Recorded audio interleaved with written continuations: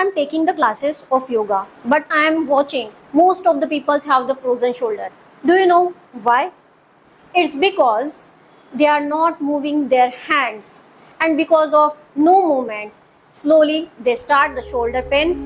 When it get increased, it's convert into the frozen shoulder. But it's a very slow process.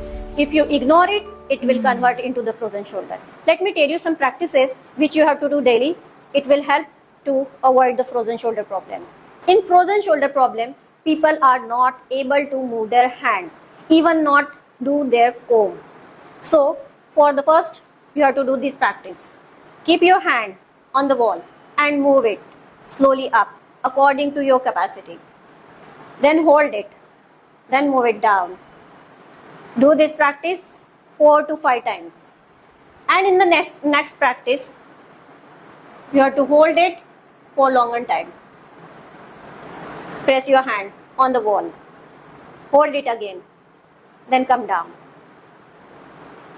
In the next practice, as you know, you are not able to move your hand. So you have to move your shoulder from here. Inhale up, exhale down. 1, 2, 3, 4, up to 10 counts. Opposite.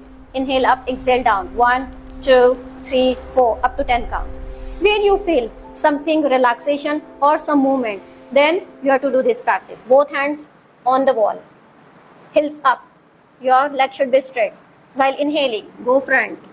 Exhale, come back. Again inhale, front. Exhale, back. Do it according to your capacity.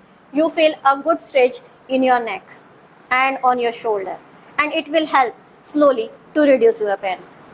Actually, this problem takes long time to start for the frozen shoulder, and when you start the frozen shoulder practices, it will again take long time to reduce it. So before getting frozen shoulder problem, you have to start your daily practices. Keep in mind, if your shoulder is paining, then you have to do this practice daily. If you want a complete solution